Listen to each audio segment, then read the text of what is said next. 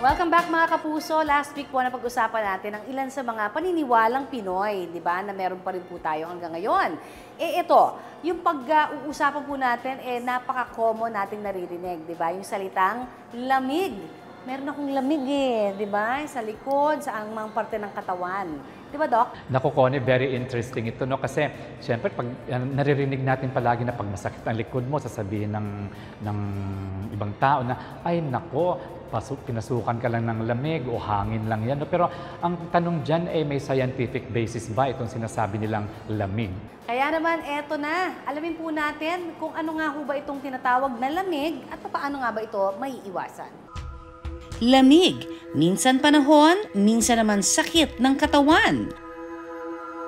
Gaya raw sa kaso ng 43 years old na si Noel Samboa. Sa kanyang negosyo ng lights and sounds, siya rin daw mismo ang nagbubuhat ng mga equipment. Kaya madalas, bugbog ang kanyang katawan. Init-lamig din daw ang kalaban ni Noel. Minsan bumababa hanggang dito sa may ilalim dito. Siguro cause ng pag tutuyan siguro ako ng pawis, siyempre pag nagbubuhat. Kasi sa amin, kami unang darating, tapos kami huling aalis.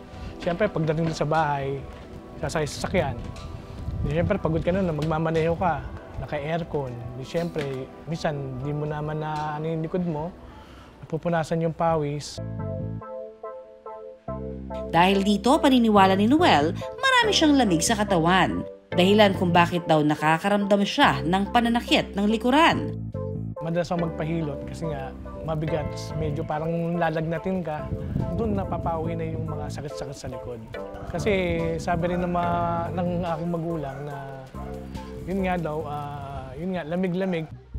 Pero ang tanong, ano nga ba ang basihan sa paniniwala natin sa lamig?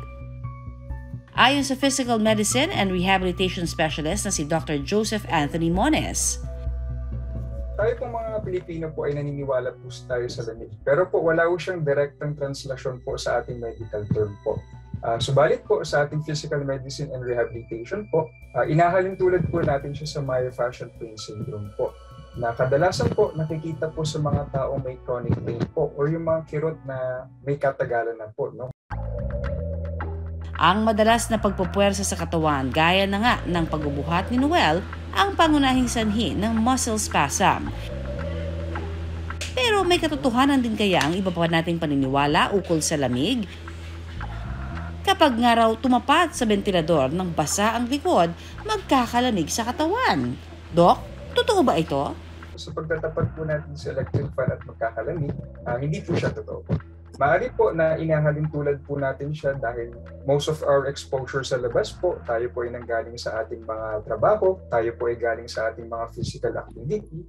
Pwede pong nagkataon lamang po na doon natin siya inahalin tulad. Pero po sa medisina, wala pong proper correlation po na magkakos o paglabas po natin sa labas at pagligo or nagkakos po ng paglamig po. Wala po siyang proper correlation po. Ito pang isa nating paniniwala na talaga namang kakaiba. Kapag daw nagpamasahe tayo at panay ang dighay ng therapist, ibig sabihin na aalis niya ang lamig sa ating katawan. Dok, ano naman ang masasabi mo rito? Hindi po siya totoo po, no? Yung pagka-absorba po ng inyong therapist or masseur or yung nagmamassage po sa inyo ng lamig po, no? Hindi po talaga magically ma-absorb po ng inyong mais. Ang madalas na sinasabi ng marami kapag may lamig sa katawan, masahe lang ang katapat niyan. Malalaman namin na may lamig ang katawan ng isang tao pag matigas ang kanyang balikat. Katulad nito, marami siyang bukol-bukol sa balikat niya. Kailangan naming durugin para makapag-circulate yung dugo ng maayos. Kung tutuusin, hindi naman talaga bukol ang nasasalat nila kung iyong mga muscle fiber na nagtatighten dahil nga sa spasm. Ang tawag dito, muscle knot. Sa gitna ng muscle knot, mayroong trigger point na tinatawag. Na kapag pinisil o diniinan gaya ng ginagawa ng mga massage therapist, para bang pumuputok ito at nawawala ang stiffness o paninigas. Bukod sa pagpapahilot, epektibo rin daw na pantanggal lamig ang tinatawag na cupping therapy. Sa treatment na ito, nagsisindi muna ng apoy na ipapatong sa likod ng minamasahe, tsaka ikukulob sa baso. Nagke-create ito ng suction effect na mabisa rin daw pantanggal ng muscle knot. Ginagamitan siya ng luya kasi ang luya ay maraming benepisyo na nakakatulong sa mga lamig ng mga tao.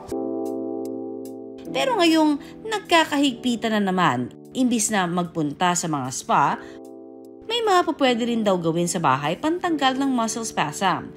Gaya na lang ng paglalagay ng hot compress. Ganito rin daw ang epekto ng pagpapahid ng liniment na kapag sinabayan ng masahe, nakakatulong sa blood circulation. Mahalaga raw ito para makaiwas sa muscle aches and pains. It can add for other further dilatation and relaxation also of the muscle po.